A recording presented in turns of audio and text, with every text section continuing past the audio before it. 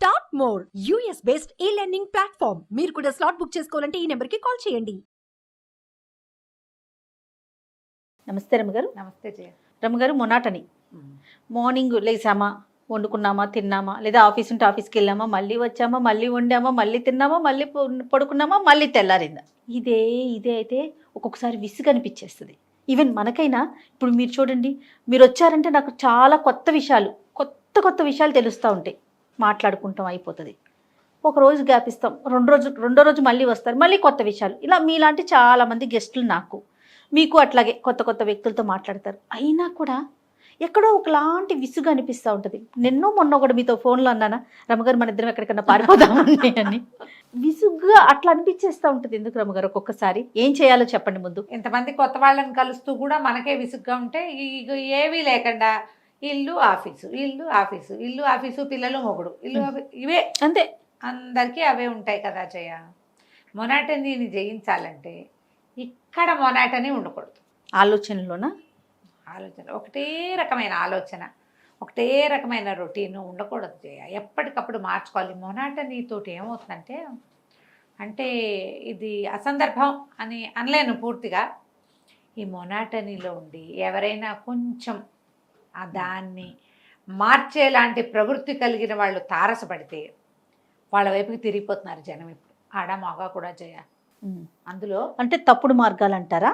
ఫ్రెండ్షిప్లు చేసేస్తున్నారు. ఎందుకంటే ఎప్పుడు ఇదే ఉంటుంది, కొత్తదనం కోసం థ్రిల్ కావాలనిపిస్తుంది జీవితంలో. థ్రిల్కి మనం వెతకక్కర్లా, ఎవరో వస్తారు, చిన్న కవ్వింపు, దాన్ని దొరికేస్తారు. లేదా కొంతమంది ఆధ్యాత్మిక మార్గాన్ని పట్టే వాళ్ళు ఉన్నారు, ఇక అదే పిచ్చి కింద దాంట్లో పడిపోతారు దీన్ని వదిలేసి. లేదా తప్పుడు మార్గాలు, లేదా ఏదైనా అనారోగ్యాల పాలైపోతారు. ఒక స్టోరీ చదివాను చాలా రోజుల క్రితం. కథ అంతా మిగిలింది గుర్తులేదు నాకు. అంటే అంత ఇంట్రెస్టింగ్ టైంలో కాదనమాట, ఎవరితోనో మాట్లాడుతూ మధ్యలో చదవటం వల్ల బాగా జ్ఞాపకం లేదు. కానీ అసలు విషయం ఏంటంటే, ఈ మొనాటనీని జయించలేక ఆవిడకి ఏవో రకరకాల అనారోగ్యాలు వచ్చేసినాయి. ఏదోగా ఉండేది. సైక్రియాట్రిస్ట్ దగ్గరికి తీసుకెళ్ళాడు భర్త.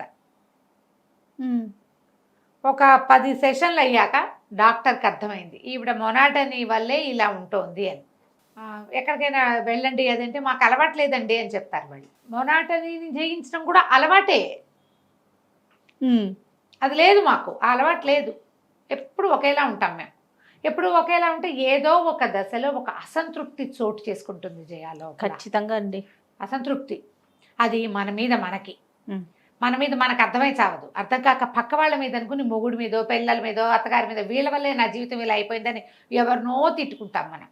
యాక్చువల్గా అసలు కారణం మనకే రాదు.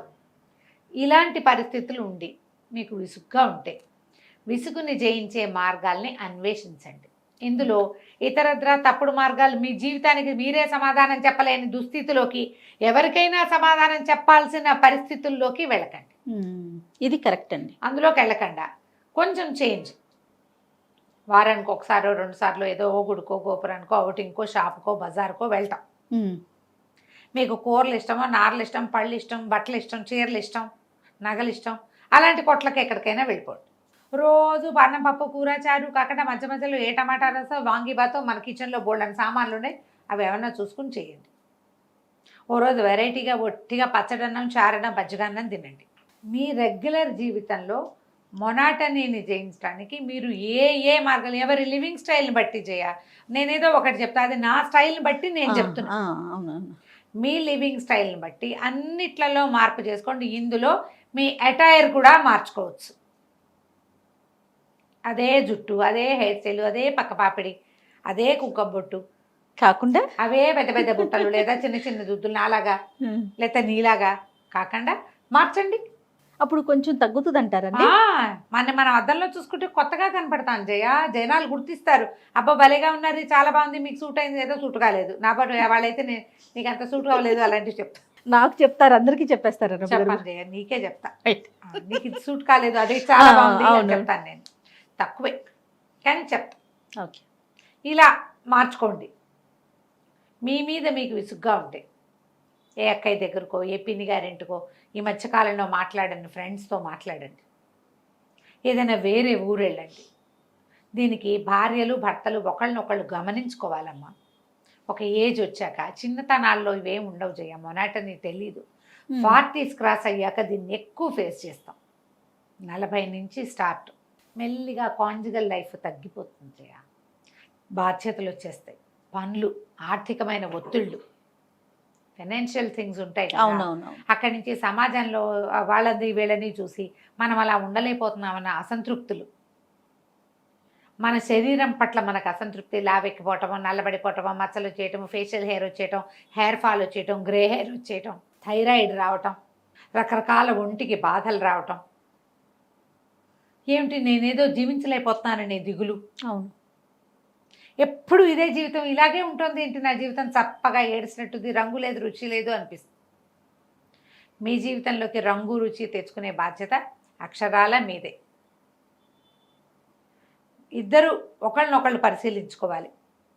మీకే ఉందనుకోండి, రెండో వాళ్ళని ఒప్పించండి, నాకు ఇలా ఉంది, నన్ను ఎక్కడికైనా తీసుకెళ్ళు, పద మన ఇద్దరం ఎక్కడికైనా వెళ్దాం అని చెప్పి. మొన్న ఒక ఆవిడ ఎవరో చెప్పారు ఊరికే సరదా కబుర్లలో, ఆ అవుటింగ్ మా ఆయనతో ఏం చేస్తామండి బోరు, ఎంతసేపు లెక్కలు చూసుకుంటూ అది చూసుకుంటూ ఇది చూసుకుంటూ, అక్కడికి వెళ్ళినా కూడా బట్టలు నేనే సర్దాలి, ఇచ్చి షేవింగ్ కిట్ నేనే ఇవ్వాలి, ఈ గోల ఎవరు పడతారని నేను ఫ్రెండ్స్తో వెళ్ళాను అని. మరి మీ వారు కూడా ఫ్రెండ్స్తో వెళ్తేనో అన్న నేను. ఆయన వెళ్తారండి, ఆయన కూడా ఫ్రెండ్స్ తోటి, మగవాళ్ళు కొంతమంది ఫ్రెండ్స్ తోటి తిరగడానికి ప్రిఫర్ చేస్తారు. ఈ ఆడాళ్ళతో వెళ్తే ఎంతసేపు వీళ్ళ తిండి, వీళ్ళ తిప్పులు, వీళ్ళ కాళ్ళెప్పులు, వీళ్ళకి బాత్రూములు వెతకటాలు. అప్పుడప్పుడు, ఎప్పుడూ కాదు, అప్పుడప్పుడు వాళ్ళకి సెలవు ఇవ్వండి, మీరు సెలవు తీసుకోండి. నువ్వు నీ ఫ్రెండ్స్తో వెళ్ళు పర్వాలేదు, కానీ వీళ్ళు ఏం చేస్తారు, అలా ఒప్పుకున్నావు అనుకో, అప్పుడు చెప్పారు నాకు, ఒప్పుకున్నావు అనుకోండి వారం వారం శనివారాలు ఫ్రెండ్స్, నాకు ఎప్పుడు టైం ఇస్తాడు అని అలా కూడా అనిపిస్తుంది. సంవత్సరానికి 1-2 సార్లు ఫ్రెండ్స్ తోటి అవుటింగులు చేయొచ్చు, మీరు చేయొచ్చు, వాళ్ళు చేయొచ్చు. అప్పుడు మీరు మొనాటనీని కొంచెం జయించగలుగుతారు. ఇవి ఎవరి జీవితానికి అనుసరించి వాళ్ళు మార్గాలు అన్వేషించండి. మీ ఫుడ్ మిమ్మల్ని మొనాటనీలో ముంచుతుంది, మీ డ్రెస్సింగ్ మొనాటనీ, మీ లివింగ్ స్టైల్ మొనాటనీ, అవే సర్కిల్స్, ఆ చిన్న గుంపు. ఈ చిన్న గుంపులో ఉండదంటే మీరు ఫేస్బుక్లో వాళ్ళతో వీళ్ళతో ఫ్రెండ్షిప్లు చేసి వాళ్ళ ఇళ్ళకి వెళ్ళిపోయి తెచ్చుకోకండి. వాళ్ళని మన ఇంటికి వచ్చేయమని మీరే వాళ్ళ ఇళ్ళకి వెళ్ళిపోయి వాళ్ళకి ఫోటోలు పంపించి కొంపలు ముంచుకోకండి. కానీ ఫ్రెండ్షిప్ చేయ. నాకు కూడా ఏవో బోల్డ్ ఫ్రెండ్స్ వస్తాయి చేయ అంటే మాట్లాడచ్చుగా, ఏంటి ఎంతసేపు ఏం మాట్లాడతాం, నేను మాట్లాడడానికి నాకు చచ్చిపోతున్నా 7 మంది మనుషులతో ఖాళీ ఉండట్లేదు. అదే కదా, వాళ్ళు ఎవరో నేనెవరో తెలియదు, ఒక ఫోటో కాస్త బ్యూటిఫుల్గా ఉన్న ఫోటో ఒకటి పెట్టారు మా వాళ్ళు, నేనని తెలియదు అనుకో వాళ్ళకి, వాళ్ళు హాయిగా రమా అనేస్తారు నన్ను. ఓ మై గాడ్, నన్ను ఓన్ చేసుకుంటున్నారండి. క్లోజ్ ఫ్రెండ్స్ కూడా, పాత సర్కిల్స్, చిన్నప్పటి నుంచి నన్ను కుట్టి అని పిలిచిన వాళ్ళు కూడా, రమా అని పిలిచిన వాళ్ళు కూడా అంతగా పిలవటల్లా అట్లా. ఇప్పుడు నన్ను చాలామంది నాకంటే 1-2 ఏళ్ళు చిన్నవాళ్ళు కుట్టి అని రమా అని పిలిచే అలవాటు ఉన్న వాళ్ళు కూడా ఇప్పుడు అక్క, మామయ్య ఉన్నారా, ఇలాంటి మాటలే మాట్లాడుతున్నారు. ఎవ్వరూ నన్ను పేరు పెట్టి పిలవటల్లా. వీళ్ళు ఎవరికో నేను తెలియదు పాపం, ఫ్రెండ్షిప్ చేసేయాలని ఉంటుంది. అలా ఫ్రెండ్షిప్లు చేయండమ్మా. కొంపల ముందుకే ఫ్రెండ్షిప్లు మాత్రం చేసుకోబాకండి, జాగ్రత్తగా. స్క్రీన్ల వెనకాల దాక్కునే రకాలతోటి వద్దు మనకి. రోజు ఫ్రెండ్షిప్ చేయండి హ్యాపీగా. అవునండి, అవునవును. వాళ్ళతో ఫ్రెండ్షిప్ చేసినా వాళ్ళెవరు మనమెవరు అంత పబ్లిక్ లో ఉండాలి. నువ్వు నేను రహస్యంగా మాట్లాడుకునే వ్యవహారాల్లోకి దిగబోకండి, కొత్త సమస్యలు వస్తాయి. కానీ మీరు ఇలా మొనాటనీని జయించవచ్చు. ఏదైనా రాయండి, చదవండి, ఎక్కడికైనా వెళ్ళండి, ఒంటరిగా ట్రావెల్ చేయాలని ఉంటే చిన్న ట్రిప్స్ వెళ్ళిరండి, ప్రమాదాల పాలు కాకుండా. కానీ మొనాటనీని జయిస్తే ఏంటంటే మనం ప్రోగ్రెసివ్గా ముందుకెళ్తాం జయ. మొనాటనీ ప్రోగ్రెస్కి శత్రువు, మిమ్మల్ని ముందుకెళ్ళనివ్వదు జీవితంలో. అప్పుడప్పుడు దీన్ని జయించండి, మీరు హ్యాపీగా ముందుకెళ్ళగలుగుతారు. సేఫ్ వేస్లో ట్రై చేయండి. డెఫినెట్గా అండి. నమస్తే. నమస్తే జయ.